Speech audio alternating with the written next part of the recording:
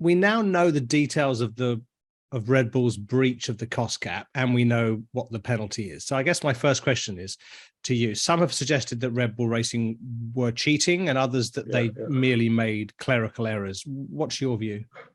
I think they were pushing it to the limit. They were trying to find the grey areas. In any regulation, there's always going to be a grey area that you can abuse. And I think that's what they did. And it's just, it doesn't matter which pocket you got your money in. When you add it all up, it's only a certain amount of money, so you can only spend it once. And I think they were looking to try and keep some money in one pocket to spend on something, and they were spending the money in the other pocket on something else. So it's, is it cheating? It's pushing the limits, which is what you have to do, no matter whether it's technical or sporting or financial. It's pushing the limits, and they got caught for it. Yeah.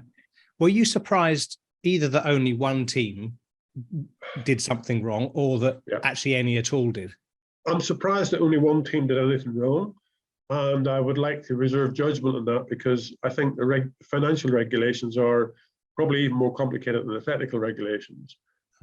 So to sort of understand what the precedent's going to be, I think it needed this first year, first of all, to sort of get a level playing field. Will it ever work?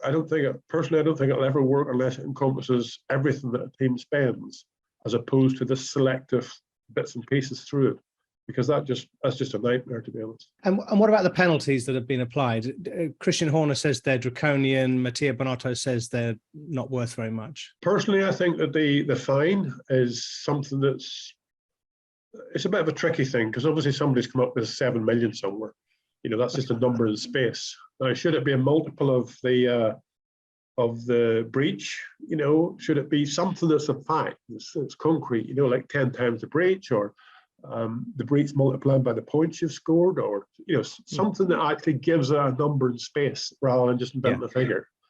And I think there should be a fine, but I think that fine should also come out of the next year's budget cap, as opposed to just being a random thing. Because if it comes out next year's budget cap, you'll have to make sure that you be a little bit careful. If it's just money, then there's lots of teams out there that can afford that sort of money, and they'll take it and go and abuse the regulations next year. As far as the 10% wind tunnel reduction is concerned, I think that'll end up being a bit invisible, because at the end of the day, you just have to think a little bit differently. You have to make sure that you're not wasting wind tunnel time. And what it does do, because of the way the wind tunnel hours work, you can switch on the wind tunnel, and you can run it for a test between 5 meters per second, and then 5 meters per second switch it off as such. And that's classified as a test. And during that period, there's nothing to stop you doing as much research on what the car does with different ride heights, roll, yaw, steering angle, all that automated stuff that can happen during a wind tunnel run. So as long as you do it logically, you can save that 10%, but actually gain knowledge by just doing longer runs as opposed to shorter runs with more componentry. Yeah. So it's a chicken and an egg. It's what comes first. The cars that are performing better are cars that have had more research, understood better, not just the fact they've been able to bolt better bits on them. They've actually been able to get more performance out of what they've got. So that Red Bull haven't suffered in that way. And do you think that there should have been some way, as I think there was talk of, I think Ross Brawn said something like, if you breach this, you'll lose your championship, which was suggesting, lose the championship, but suggesting that a penalty would be applied to the season where the breach occurred. Do you think that should have happened? I think it's very difficult whenever it takes until now on the season after to actually come up with the breach. If it can be done before the next season starts, then fine. I think that it should be the next season that you get the breach, because any overspend that you do, let's say in 2021, will probably be more beneficial in 2022 than it was in 2021, because you're spending the money then, but half of that season goes into the research for the new car. So rather than going backwards, I think go forwards. And that's why I'm saying that if you breached it in 2021, you should lose or you should get your the fine would come out of your 2022 budget cap, and the a points penalty would be the first points you score in 2022. Yeah, so makes sense. The first races, like for example, Verstappen and them or whoever couldn't score points. Well, it's a difficult thing to say. Is it the driver? Is it the team? Obviously, the team is the ones that spent the money. The driver is the one that got the benefit from it. So somewhere along the line, you need to maybe make it. We're going to fine you 20 points in 2022, or however way you calculate that.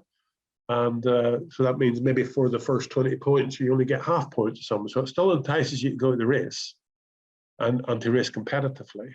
But something needs to happen. I don't think you want to go backwards, because that just destroys Formula One, I believe. What's happened. But it's the future you got to look for. So, but it's not a good solution. I don't think the penalties are a good solution to the situation right now. But they are what they are, and just get on with the racing. The racing's good, so let's get on with that part. Yeah, and if you now were being asked to come back and be a technical director, knowing that the cost cap situation is in place and this whole conundrum, what would you say? No. I think it's just gone to a situation now where it's not now something that's a technical director that runs the show. It's now a consortium of people. It's a management structure. There's so much to it that you can't sort of put your expertise into something. I mean, there's very few out there, Adrian Newey being one of them, that's been around long enough and obviously has had enough success to still carry that enthusiasm for doing what he does. I do not think that Adrian will ever count pennies in a company to try and match up to the budget cap. I think what he wants to do, he will just play out and try to do. But it can't be done because finances, then somebody else upstairs is going to have to say, hang on a minute, we can't do that. And that's the day Adrian will get pissed off, because it's not the way that you can work. It's not the way I can work. But it's just one of those sort of very, very difficult situations. It's not now a technical director-driven formula. It's a management-driven formula. And there's too many people in that level in each team that are actually making big decisions. As you say, at least the racing's good. The racing's good, yeah, and that's what it's all about, to be honest. I don't like the backbiting, the bickering between, Christian Horner and Binotto and Toto Wolff, because it degrades the formula. Let's just have some fun. Let's not talk about Abu Dhabi last year and keep that going. I mean, it's ridiculous. I think Ed Kravitz has got a bit of a hammering for saying that the reality of it is that Lewis Hamilton won last year's championship now because of all this stuff. He didn't. At the end of the day, the trophy's sitting in Max Verstappen's house, and that's where it should be. It was one race, and yes, it was a fight for the championship, and it all went a different way. But it's happened the other way around many occasions. So just accept what it is and get on with it. Yeah, 100%. Brilliant, Gary. This is fantastic. Thank you very much. No problem.